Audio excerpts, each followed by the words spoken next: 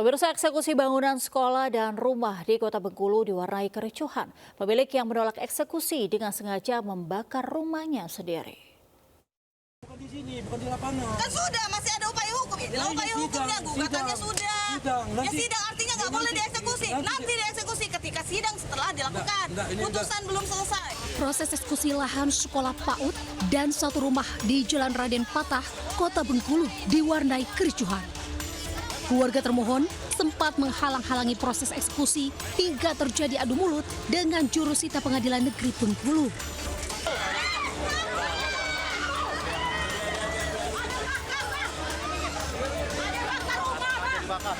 Saat adu mulut terjadi, tiba-tiba bangunan rumah yang menjadi salah satu objek eksekusi sengaja dibakar oleh keluarga termohon eksekusi. Api tiba-tiba membesar, membuat panik puluhan polisi dan warga sekitar. Kebakaran meludeskan seluruh bangunan semi permanen. Tak lama berselang, polisi mengamankan pihak keluarga termohon yang diduga melakukan aksi pembakaran. Ternyata bangunan sebelah terbakar. Namun demikian, tidak mungkin kejadian tersebut tiba-tiba. Kami sebarkan teman-teman intel untuk berpaket apa penyebab jadi kebakaran ini. Ternyata ada unsur kesengajaan. Meski sempat terhambat akibat terjadi kebakaran, jurusita Pengadilan Negeri Bengkulu tetap mengeksekusi dengan merobohkan bangunan dan mengosongkan lahan. Dari Kota Bengkulu, Endro Duirawan melaporkan. Kebakaran menghanguskan 4 kios dan 1 gudang penyimpanan di kawasan Jatinegara, Jakarta Timur, Kamis siang. Diduga kebakaran akibat kebocoran gas dari salah satu kios yang ada di kawasan tersebut.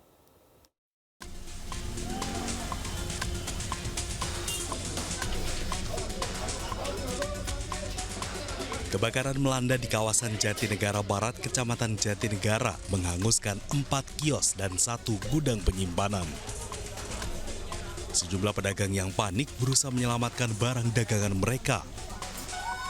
Petugas Sudin Damkar Jakarta Timur yang tiba di lokasi langsung berusaha memadamkan api. Kebakaran diduga berasal dari ledakan gas dari salah satu kios yang terbakar.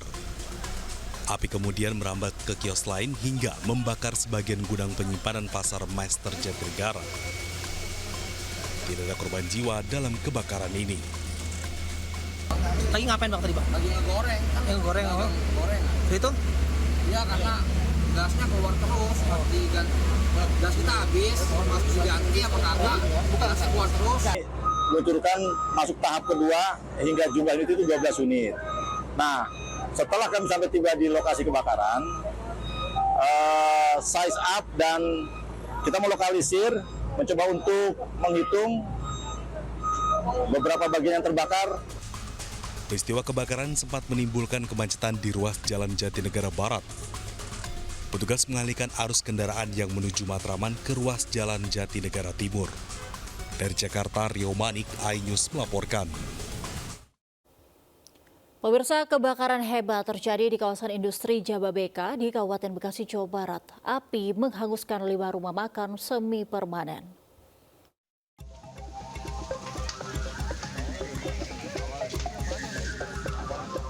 Lima rumah makan yang berada di kawasan Jababeka, Kampung Sempu, Desa Pasir Gombong, Kecamatan Cikarang Utara, Kabupaten Bekasi, ludes terbakar. Api dengan cepat menyambar ke bangunan semi permanen tersebut. 4 unit mobil pemadam kebakaran dari kawasan Jababeka dan Kabupaten Bekasi dikerahkan ke lokasi. Api berhasil dipadamkan 1 jam kemudian. Diduga api berasal dari bagian belakang warung tempat memasak. Tahu saya ngelihat di belakang di dindingnya sebelah itu api udah gede aja. Oh, api udah gede. Pas lagi rame-ramenya orang makan jam makan siang soalnya. Oh, jadi belum tahu ini apa penyebab kebakaran ini Bang ya? Kalau pastinya kurang tahu, cuman kemungkinan ya dari kompor kayaknya. Yang diindikasinya dari dugaan korsleting listrik. Nah ini telah ditangani oleh kawasan Jababeka dan juga Dinas Pemadam Kebakaran di Kabupaten Bekasi dengan personil kurang lebih 20. Akibat kebakaran, kerugian diperkirakan mencapai ratusan juta rupiah. Kasus kebakaran ini ditangani petugas kepolisian Polsek Cikarang Utara dan Mapolres Metro Bekasi. Dari Kabupaten Bekasi, Jawa Barat, Didit Junaidi melaporkan. Kita ke informasi selanjutnya, 5 orang anggota Ormas ditangkap polisi karena menyekap pegawai leasing yang memaksa mengeluarkan truk yang ditarik karena menunggak cicilan. Kericuhan pun terjadi saat penangkapan.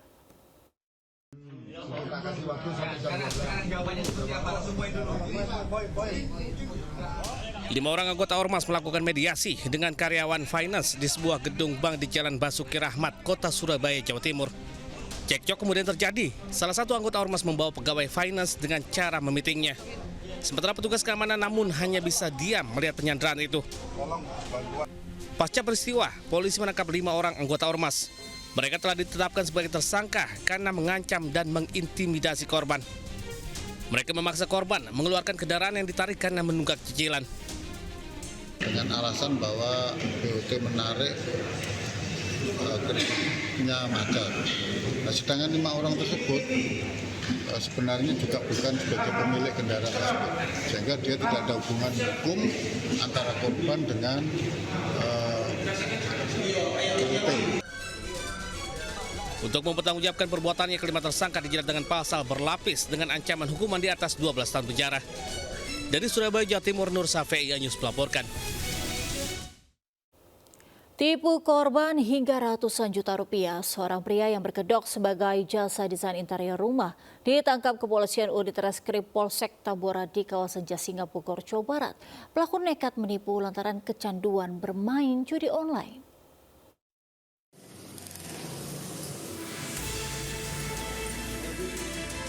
Aparat unit reskrim Polsek Tambora, Jakarta Barat meringkus seorang pria pelaku penipuan di sebuah warung makan di kawasan Jasinga, Bogor, Jawa Barat.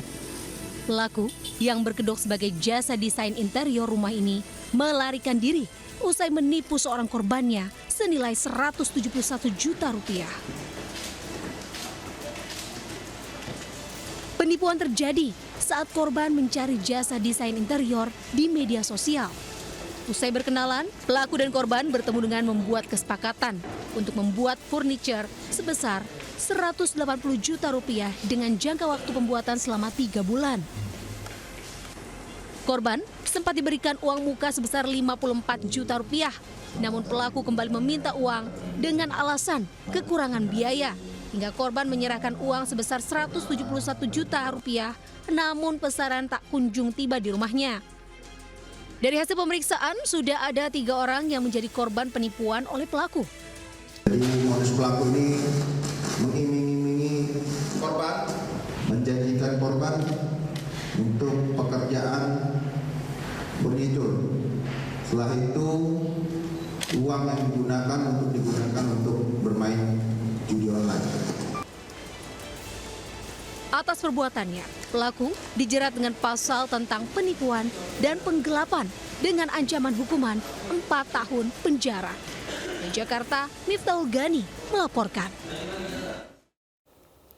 Viral di media sosial aksi pencurian sepeda motor yang terekam kamera CCTV di Tenjo, Kabupaten Bogor, Jawa Barat pada Senin dini hari lalu. Pelaku beraksi saat menjelang subuh.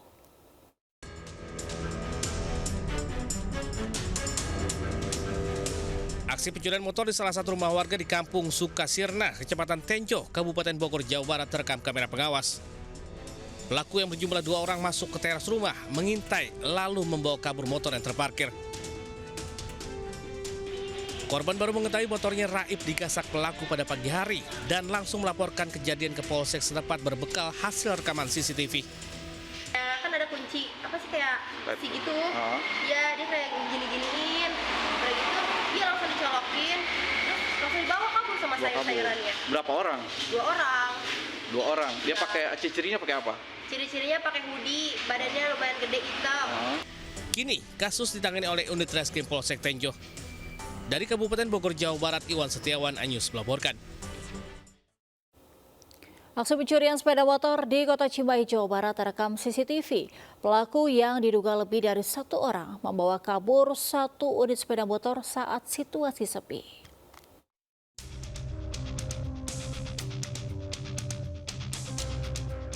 Kamera pengawas merekam aksi pencurian sepeda motor di Jalan Lestari, Raya Komplek Pemda 2, Kelurahan Cibeber, Kota Cimahi, Jawa Barat. Pelaku yang diduga berjumlah 2 orang berboncengan menggunakan sepeda motor. Setelah memastikan situasi sepi, seorang pelaku dengan leluasa mengambil sepeda motor Matic dari parkiran kemudian kabur tancap gas. Aksi pencurian baru diketahui saat rekan kerjanya melihat sepeda motor berkurang satu. Gak ngeh kalau nggak ada motor gitu, terus pas tiba-tiba beres briefing PIC motor yang mau make di luar, motornya udah nggak ada, dicari-cari dikirain udah dibawa sama awal lain buat ke lapang gitu, tapi ternyata ditanya ke yang lain nggak ada yang bawa, terus langsung cek CCTV, ternyata emang ada yang ngambil di jam 6. Berbekal hasil rekaman, aksi pencurian sepeda motor tersebut telah dilaporkan ke pihak kepolisian. Dari Bandung, Jawa Barat, Yanuar Anyus melaporkan. Pemirsa, aksi nekat pencurian kabel penerangan jalan di Koja, Jakarta Utara oleh sejumlah pelaku saat siang hari viral. Polisi berhasil menangkap 5 pelaku dengan barang bukti sejumlah kabel berukuran besar.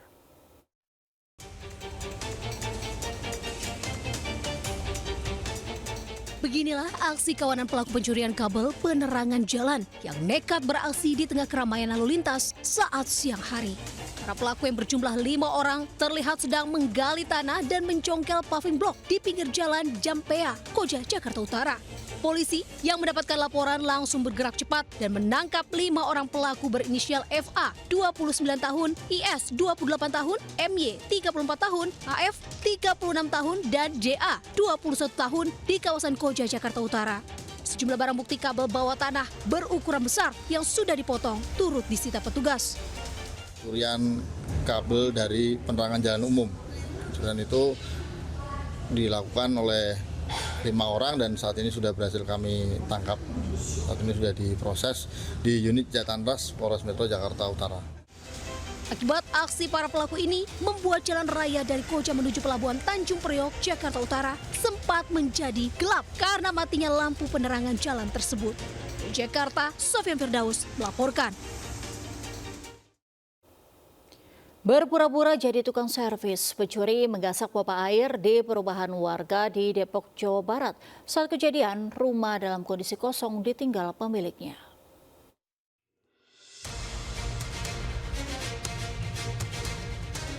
Seorang pria pengendara motor mendatangi sebuah rumah di perumahan Jati Residen, Bedahan, Sawangan, Depok, Jawa Barat.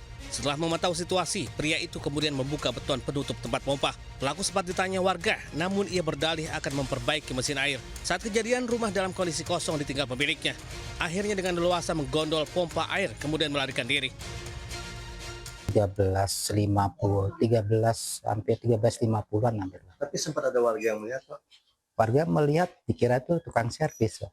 Ngakunya tukang servis? Tukang servis. Ada warga yang sempat bertanya berarti, Pak? Ada. Pak, memang.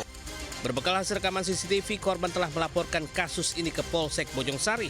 Warga berharap pelaku dapat segera ditangkap petugas karena aksinya dinilai sangat meresahkan. Dari Depok, Jawa Barat, Rizky Anyus melaporkan. Aksi pencurian uang di Kotak Amal Musola di Cilodong, Depok, Jawa Barat terekam kamera CCTV. Peristiwa itu bukan pertama kalinya terjadi.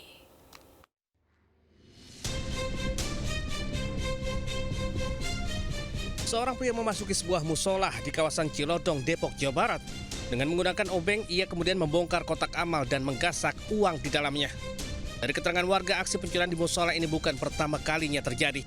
Meski kotak amal dilas dan digebok, pelaku tetap berhasil membongkarnya saat kondisi musola sedang sepi. Nah, ini sebenarnya udah beberapa kali. Dia udah sering. Dan yang terekam sekarang ini kelihatan tuh pelakunya. Kalau yang kemarin-kemarin itu tidak hidup CCTV.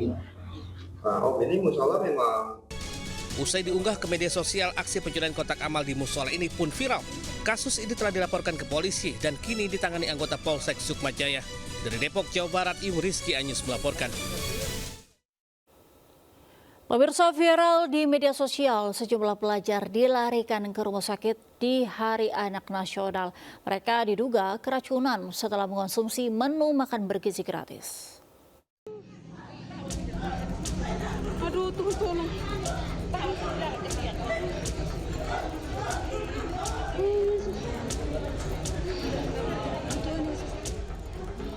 Bertepatan dengan Hari Anak Nasional, sejumlah pelajar SMA dilarikan ke rumah sakit. Mereka diduga keracunan setelah menyantap menu MBG di sekolah mereka.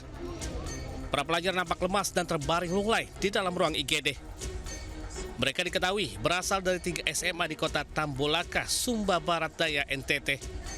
Sebagian terpaksa dirawat inap, sebagian lagi bisa pulang ke rumah. Ikan tongkol. Ikan tongkol. Ikan tongkol. Memang infonya ikan tongkol. Ya. Tapi pernah makan ikan tongkol sebelumnya? Pernah. Tidak pernah? Baru ya? Oh.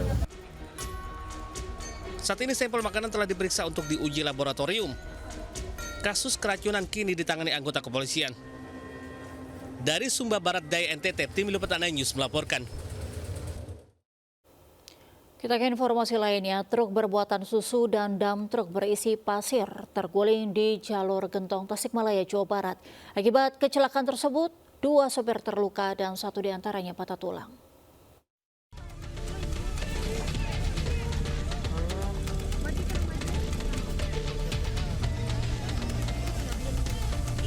Video amatir warga merekam saat setelah kecelakaan di jalur Gentong, Tasikmalaya, Jawa Barat. Truk bermuatan susu dan dam truk pasir bertabrakan hingga terguling melintang di badan jalan. Peristiwa ini menyebabkan kemacetan arus lalu lintas kendaraan dari arah Bandung maupun Tasikmalaya. Kecelakaan terjadi diduga rem truk mengangkut susu tak berfungsi saat melaju di jalur menurun. Setelah menerima laporan warga, petugas kepolisian langsung melakukan olah TKP. Serta mendatangkan truk derek untuk menarik kendaraan yang terguling.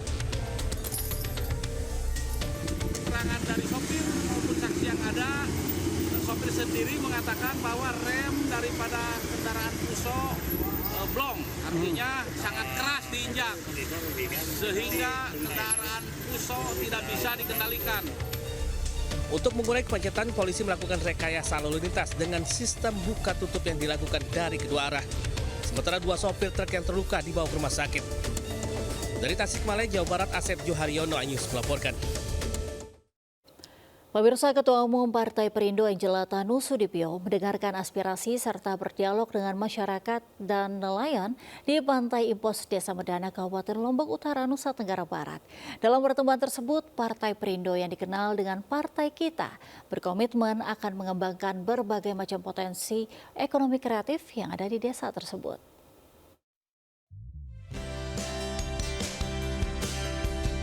Kedatangan Ketua Umum DPP Partai Perindo Angela Tanusudibio bersama Bendahara Umum DPP Partai Perindo Michael Victor Sianipar di Pantai Impos Desa Medana disambut langsung oleh Bupati Lombok Utara Najmul Akhyar. Di Pantai Impos, Angela berdialog dengan masyarakat dan nelayan. Partai Perindo berkomitmen penuh untuk mendorong ekspor kurma yang menjadi komoditi andalan Kabupaten Lombok Utara serta mengembangkan potensi wisata di Pantai Impos. Ya, kalau ini dikembangkan terus, Pak Bupati, saya pikir bisa menjadi salah satu sumber perekonomian yang akan luar biasa sekali bagi warga Lombok Utara. Saya doakan bisa tembus ekspor ya. Iya, penyampaian Bu Ketum tadi, alhamdulillah ya, beliau waktu makan tadi juga banyak memberikan arahan-arahan ya, bagaimana UKM ini ke depan kita majukan, dan DPP alhamdulillah punya program untuk itu, ya tinggal kita aplikasikan saja di daerah. Kunjungan Partai Perindo ke Pantai Impos juga merupakan bagian peringatan HUT ke-17 Kabupaten termuda di Provinsi Nusa Tenggara Barat ini. Pada kesempatan ini, Partai Perindo juga berbagi kepada masyarakat sekitar.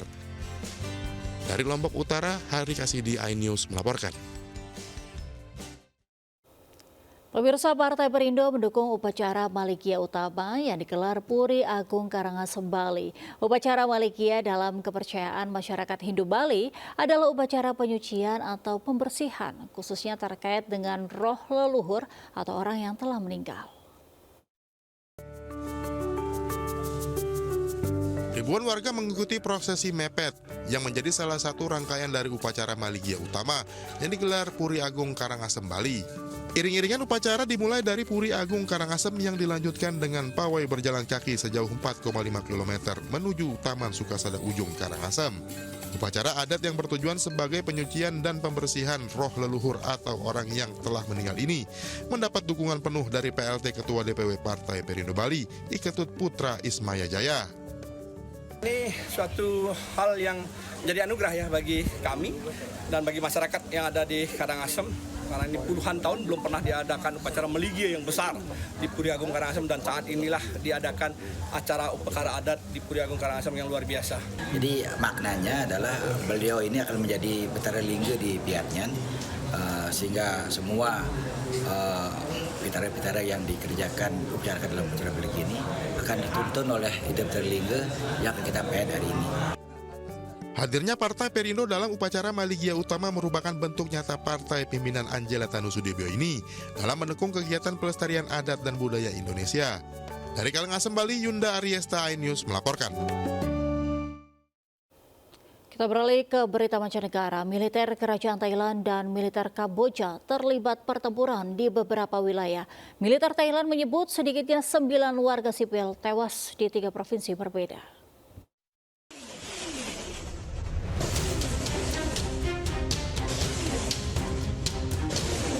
Militer Kerajaan Thailand dan Kamboja terlibat pertempuran di berbagai wilayah pada Kamis pagi waktu setempat.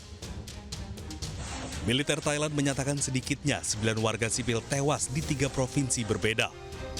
6 orang di Provinsi Sisaket, 2 orang di Provinsi Surin, dan 1 orang di Provinsi Ubon Ratchathani. Thailand mengklaim Kamboja melepaskan tembakan terlebih dahulu. Di sisi lain, Kementerian Pertahanan Nasional Kamboja menuduh Thailand sengaja mengerahkan pasukan dalam jumlah banyak, menggunakan senjata berat, dan melancarkan serangan udara guna menduduki wilayah Kamboja.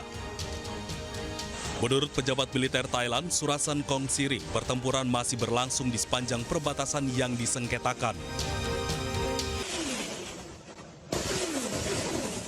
Angkatan Darat Kerajaan Thailand mengklaim mendengar suara pesawat tanpa awak Kamboja meski pesawat tersebut tak terdeteksi secara visual. Militer Thailand klaim 6 prajurit Kamboja bersenjata lengkap termasuk granat dan berpeluncur roket berjalan mendekati kawat berduri di depan pangkalan operasi Thailand. Kemudian Kamboja melepaskan tembakan di seberang pangkalan militer Thailand. Thailand membalas tembakan dan mengerahkan 6 pesawat tempur F-16 untuk menyerang target militer. Sementara itu, Kementerian Pertahanan Nasional Kamboja menuduh Thailand sengaja melancarkan serangan udara untuk menduduki wilayah Kamboja. Kemhan Kamboja juga mengklaim bahwa jet tempur Thailand menjatuhkan 2 bom di wilayah yang dikuasai Kamboja ketika bentrokan kedua negara meningkat. Bentrokan kedua negara terjadi sehari setelah Thailand menarik duta besarnya dari Kamboja, menyusul ledakan ranjau darat yang melukai seorang tentara Thailand di perbatasan. Sebelumnya, pada Rabu 23 Juli, Bangkok juga mengatakan akan mengusir duta besar Kamboja dari Bangkok. Pemirsa, Ajang Food and Hospitality Indonesia 2025 menjadi wadah pionir produsen margarin tanah air berinovasi meluncurkan produk terbarunya.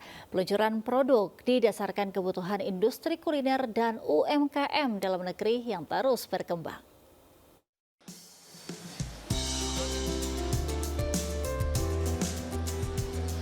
Sebagai wadah berbagi inovasi, di Ajang Food and Hospitality Indonesia 2025, produsen margarin kenamaan tanah air, Blue Band, turut memperkenalkan 2 produk terbarunya, White Cream Fat and Frital. Sebagai solusi produk premium untuk usaha roti, White Cream Fat merupakan produk shortening sebagai olahan seperti donat hingga buttercream. Sementara Frital, minyak goreng padat untuk deep frying yang dapat digunakan hingga 22 kali penggorengan tanpa menghitam.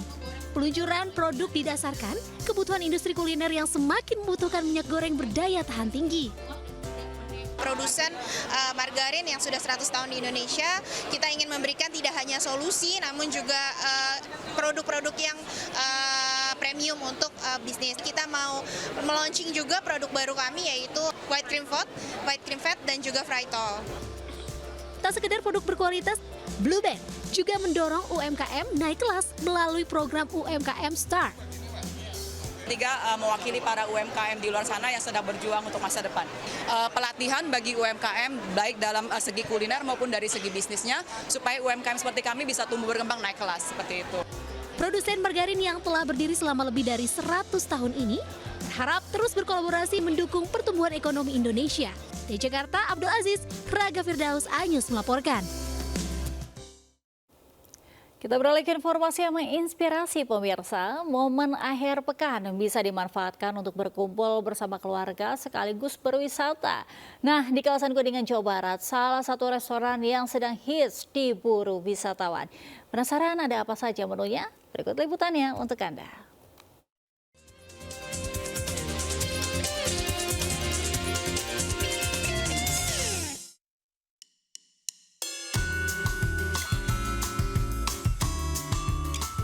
Berlokasi di Kabupaten Kuningan, Jawa Barat, sebuah restoran bernuansa Jepang diburu para wisatawan yang merindukan kesejukan alam. Di bawah kaki Gunung Ciremai, keindahan arsitektur bangunan bak kerajaan Jepang berselimut kabut mewarnai libur panjang kali ini. Tak hanya menawarkan pesona asri pegunungan, restoran ini juga memiliki beragam menu kuliner khas Indonesia hingga Jepang. Cita rasa kuliner yang menggugah selera sambil menyantap hamparan pepohonan semakin menambah kenikmatan. Kenapa saya mesennya paha? Karena ini dagingnya itu lembut. Nah, saya akan coba ya. Apakah keras ketika digigit atau tidak? Cobain ya. Kocok lagi, biar banyak. Mantap, mau nggak? Tiap sudut estetik layak diabadikan dengan bersuah foto bersama keluarga, menambah pengalaman seru usai menikmati sajian kuliner. Oke, Ibu jauh-jauh dari Bandung bersama dengan keluarga. Kenapa memilih untuk wisata di sini? Enak, rasanya enak. Enak ya. Nah, pemandangannya gimana nih? Tadi sempat foto-foto nggak? Udah semua foto-foto. Foto-foto ya? Bagus ya, adem. Oke, berarti adik-adiknya senang banget ya main nongkrong di sini ya? Untuk merasakan sensasi alami indah sambil makan bersama, pengunjung cukup menyiapkan Rp25.000 hingga Rp130.000. Pedas juga ya pemirsa. Nah, ini menjadi salah satu rekomendasi bagi Anda yang sedang berada di kawasan Kuningan, Jawa Barat. Karena lokasi ini Anda bisa menikmati kuliner yang ada di sini sekaligus bisa menikmati pemandangan yang ada di sini karena persis di bawah kaki Gunung Ciremai. Tunggu apa lagi? Langsung aja datang sini. Dari Kuningan, Jawa Barat, Nata Arman, Dimas Winardi. iNews melaporkan. Lanjut lagi makan. Pemirsa, meski sudah memperoleh fatwa haram dari MUI dan mendapat banyak penolakan dari masyarakat, keberadaan sound horeg atau truk audio berdaya besar tetap menjadi pilihan sebagai perayaan atau peserta karnaval. Bahkan di Kota Malang, keributan dan aksi saling pukul terjadi karena suara keras dari sound mengganggu warga sekitar.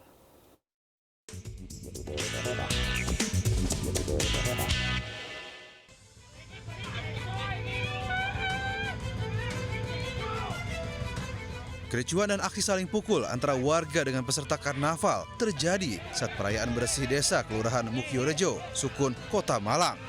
Terlihat seorang warga memprotes kehadiran sound horeg karena sangat mengganggu. Merasa tidak terima, peserta sound horeg pun mengeroyok warga tersebut. Pemerintah Kota Malang sangat menyesalkan kejadian ini. Pemkot Malang pun masih menunggu regulasi dari Pemprov Jatim terkait penggunaan sound horeg di Kota Malang. Sudah kita larang, kemarin sudah saya sampaikan. Tentunya aturan terkait horeg di Kota Malang kan sudah jelas. Ya, nanti kita akan detilkan lagi, kita akan tegaskan lagi. Sementara itu menurut pelaku budaya setempat, saat ini penggunaan sound horeg sudah tidak sesuai peruntukannya. Sound horeg itu penggunaannya sudah melenceng dari kegiatan-kegiatan yang semestinya. Bahwa semua kegiatan itu butuh sound. Tapi sound itu punya batas, menimbulkan polusi suara ya, kebisingan dan lain sebagainya, dan ternyata sound horeg itu pada prakteknya ketika kemudian digunakan untuk karnaval-karnaval seperti itu. Sudah seharusnya kesenian dan hiburan sound horeg bisa memberikan keamanan dan kenyamanan bagi masyarakat, bukan malah mengganggu ketertiban. Dari Malang, Jawa Timur, Denny Irwansyah melaporkan. Pemirsa, viral di media sosial, seorang siswa SMP memilih putus sekolah karena malu sering ditagih uang rekreasi sebesar Rp350.000 oleh gurunya. Siswi tersebut tak ikut rekreasi, namun diduga pihak sekolah memaksanya tetap membayar. Berpisah jalan-jalan, Pak, ikut nggak ikut tetap bayar. Mutinya ikut nggak? Nggak ikut. Tapi tetap dipaksakan harus bayar yang 350. Viral siswi kelas 7 yang bersekolah di Kecamatan Seikanan, Labuan Batu Selatan, Sumatera Utara, memilih berhenti dari sekolahnya karena malu sering ditagih uang rekreasi sebesar Rp350.000 yang belum dibayarnya. Padahal saat itu ia tak ikut pergi rekreasi, namun sang guru selalu menagihnya. Ia sempat mencicil sebagian dari total Rp480.000 karena orang tua tak sanggup untuk membayar kekurangannya sebesar Rp350.000. Ia pun memilih putus sekolah. Kini Komisi Perlindungan Anak KPAD Kabupaten Labuan Batu Selatan melakukan pendampingan psikologis dan memanggil pihak sekolah untuk memberikan klarifikasi. Dan yang terjadi pada saat ini, anak tersebut terputuslah sekolahnya. Saat ini memang banyak orang-orang yang menawarkan diri, tetapi kami KPAD akan merekomendasikan kira-kira di mana anak tersebut, di mana apa yang terbaik untuk dia. Sementara pihak sekolah belum berhasil diminta keterangan terkait kejadian itu. Dari Labuan Batu Selatan, Sumatera Utara, Randi Kurniawan, iNews melaporkan. Pemirsa, tukang bakso diserang sejumlah preman di Jalan Mandala Bypass, Kota Medan, Sumatera Utara. Sebelumnya, para pelaku sempat mengintimidasi korban dengan menyiramkan air kepada korban. Ironisnya, aksi penganiayaan terjadi di depan seorang balita.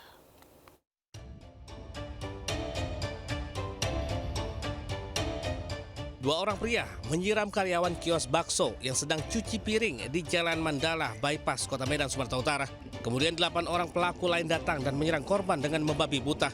Ironisnya, seorang balita turut menyaksikan penganiayaan itu hingga akhirnya trauma.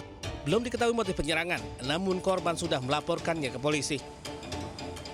Piring itu udah beberapa hari ini diganggu lah sama preman. Motifnya apa kita nggak tahu. Itulah terjadi penyerangan. Itu sekitar ada 4 motor. Nah itu membabi buta itu melempar langsung mukulin pakai balok. Baloknya itu sebenarnya sudah masuk kategori senjata tajam karena baloknya itu dipakuin semua sama batu-batu. Nah memang sebenarnya bukan untuk merusak benda tapi memang mengancam nyawa. Nah memang untuk melakukan percobaan kalau saya bayangkan. Selain melukai korban, aksi penganiayaan itu juga menyebabkan kerusakan kios pedagang. Korban berharap polisi segera menangkap para pelaku agar bisa diberi hukuman setimpal. Dari Medan, Sumatera Utara, Adi Palapa Harahap, iNews melaporkan.